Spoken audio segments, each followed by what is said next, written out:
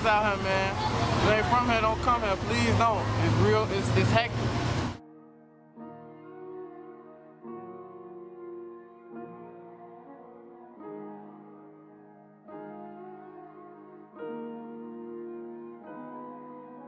Le quartier le plus dangereux de Chicago se trouve à Englewood, sur Southside King Drive. Nous parlons du quartier où Michelle Obama a vécu. Aujourd'hui, on l'appelle le quartier O. On l'appelle ainsi depuis que le Chicago Drill a explosé et que des rappeurs comme Chief Keef ont fait connaître ce nom dans le monde entier. On peut y croiser à tout moment des jeunes hommes vêtus de sweats à capuche et de pantalons larges. Et les étrangers sont immédiatement reconnus et chassés. C'est pourquoi il n'y a pas beaucoup de photos du quartier, à moins qu'elles ne soient filmées par les gangs eux-mêmes. Les caméras de surveillance, que l'on trouve à presque chaque coin de rue, se chargent de filmer. Mais les gangs voient tout de suite où les caméras ne sont pas braquées et continuent simplement leurs affaires là où elles ne sont pas. Le nom O-Block a été donné au quartier par les gangs après que le jeune Odi Perry, âgé de 20 ans, y a été abattu par balle le 10 août 2011. Il a été touché à la nuque et est décédé à l'hôpital. Il était un très bon ami de Chief Keef, Lil Durk, Lil Reese et de nombreux autres rappeurs qui l'ont ensuite immortalisé dans des chansons et ont nommé le quartier O-Block en son honneur.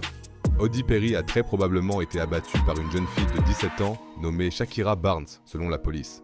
Shakira n'est pas une fille comme les autres. Selon les rumeurs, elle aurait abattu 17 personnes. Elle était membre du gang JD et avait un ami très proche nommé Tuka. Vous connaissez peut-être ce nom grâce à quelques chansons. Smoking on a Tuka bag, flame me up a wood, Tuka smelling good. Take a Tuka blunt. I'm tired of smelling Tuka in Lamar. That's fucking Tuka. All I smoke is Tuka. Tuka, bitch. I'm smoking Tuka. Tuka pack. Tuka. Smoking Tuka blunt. Tuka a été assassiné par un gang rival en 2011 et le meurtrier présumé de Tuka était, vous l'avez deviné, Odi Perry. Pour honorer Tuka, ils ont ensuite nommé leur quartier Tukaville et à partir de ce moment, Shakira était en quête de vengeance. Cela a conduit au meurtre d'Odi Perry. Shakira a ensuite été tuée à son tour, peu de temps après, dans un acte de vengeance. Et c'est ainsi que les choses se passent tous les jours. Depuis qu'Odi Perry a été abattu, c'est une véritable guerre des gangs qui a éclaté. En 2 ans, 19 jeunes ont été blessés par balle, dont 2 sont décédés par la suite. Le Chicago Sun-Times a analysé toutes les données sur 3 ans et a conclu que le quartier O a été le plus dangereux de tout Chicago entre 2011 et 2014. Le plus fou, c'est que presque aucun de ces cas n'a été élucidé et que les armes du crime ont rarement été saisies ou retrouvées. Il faut que vous vous mettiez ça dans la tête. Nous ne parlons pas d'un quartier ou d'un truc du genre, mais seulement d'un pâté de maison. La police a annoncé que le taux serait encore plus élevé si les tireurs visaient mieux. Gerald Presley, par exemple, n'avait que 22 ans lorsqu'il a tiré sur un groupe de personnes qui se tenaient devant le bloc O. Lorsque 2 policiers l'ont vu faire, il a tiré froidement sur eux. Malgré tout, aucun d'entre eux n'a été touché. Il a ensuite été maîtrisé et inculpé. Et ce n'est qu'un exemple parmi tant d'autres. Voilà pour l'histoire du bloc O. La guerre des gangs a coûté la vie à de nombreux jeunes, la plupart en dehors du quartier. Une nouvelle génération est née, plus sauvage et plus impitoyable que les anciens. Ils ne pensent qu'à tuer, puis à se moquer des victimes pour se faire un nom. C'est à ce moment-là que des jeunes comme D-Rose, King One ou Shakira ont commencé à se faire entendre dans la rue. Le quartier de l'O-Block a toujours été très criminel, mais une situation particulière attire alors l'attention du monde entier sur le quartier. Car avec le succès des rappeurs de rue, les affrontements de rue dans la musique sont également réglés. Lil Durk, qui commence à faire parler de lui, insulte le gang adverse, le Brick Squad. Et ainsi, le conflit devient également visible pour le public.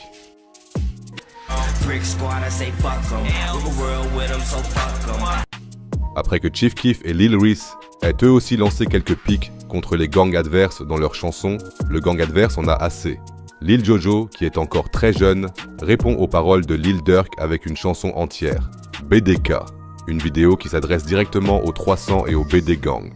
BDK, yeah, bitch, we BDK. Durk say fuck Brick Squad, so I can't wait to catch him. Et comme si cela ne suffisait pas, Lil Jojo et ses potes rendent plusieurs fois visite à Lil Reese et filment la scène avec leur téléphone portable. Dans l'une des vidéos, on entend même Lil Reese crier après Lil Jojo « Je vais te tuer ». Hey, bitch! Yeah! What the fuck is wrong with you? Hey, I am Brick Squad! Brick Squad, what the fuck is you talking about? Over your own bitch! We ain't for nothing! Lorsque la vidéo atterrit sur internet, Lil Jojo devient la cible de tous les rappeurs et de 300 membres. Malgré tout, Lil Jojo publie par inadvertance son emplacement et se fait tirer dessus sur son vélo en plein jour. Chief Keef et Lil Reese utilisent Twitter pour se moquer de Lil Jojo et l'humilier une fois de plus. Vous devez comprendre qu'à l'époque, cela n'existait pas encore dans le rap. Selon les rumeurs, D-Rose était le tireur. À partir de ce moment, tous les médias en parlent et même la mère de Lil Jojo tient Chief Keef et son gang pour responsables de l'acte. Tout cela, combiné au single à succès de Chief Keef, Don't Like, fait de l'O-Block l'un des quartiers les plus connus au monde. Et sous les yeux de tous ceux qui regardent le quartier, les rappeurs et les membres du gang deviennent de plus en plus effrontés et irrespectueux afin d'obtenir un peu de gloire et de gagner de l'argent. Car il y a beaucoup de rumeurs sur internet. Par exemple, on raconte que King One aurait tué 4 personnes avant de se lancer dans le rap. Et tous ces mythes finissent par se transformer en un vrai film dans la tête des auditeurs. Plus le rappeur est violent, plus il attire l'attention. Ainsi, depuis leur beef avec Lil Jojo, presque tous les rappeurs utilisent l'internet pour humilier les autres, juste pour faire de la promo. Même des rappeurs comme 6ix9ine, qui ne viennent pas du quartier berlinois de l'O-Block, utilisent le quartier pour faire de la promo. Il y a quelques années, il s'est rendu dans le quartier de l'O-Block pour montrer que ce quartier n'était pas si dangereux, mais il n'a osé tourner qu'une courte vidéo de 15 secondes avec des agents de sécurité. O-Block right here. This was y'all wanted me in Chicago. This O-Block right here. I shit call this shit no block. It's 10 o'clock. Where the fuck y'all niggas at? Niggas ain't outside. It's only 10 p.m. Where the fuck y'all niggas at, blood? Peu après avoir posté la vidéo, tout le quartier est envahi par des membres de gangs qui cherchent 6ix9ine. 6ix9ine in the O-Block. 6ix9ine in the O-Block. He was here. He was here. He was here. To back up. Tell him pull back up. We out here though. Les caméras de surveillance ont ensuite montré que 6ix9ine n'était resté que brièvement au milieu de la nuit et que la vidéo était plus ancienne que ce qu'il avait déclaré. 312, right? Pulled up 312 and it's 320. This when he get his ass out. The nigga's supposed to call him in this little short period of time. Quand il voit une voiture arriver, 6ix9ine monte immédiatement dans son van blindé. Maintenant, vous savez pourquoi il avait l'air si bizarre à la fin de la vidéo. It's only 10 p.m. Where the fuck y'all niggas at, blood?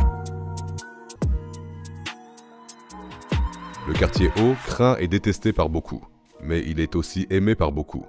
Les rappeurs qui viennent du quartier O-Block l'utilisent pour faire de la promo, pour humilier les autres.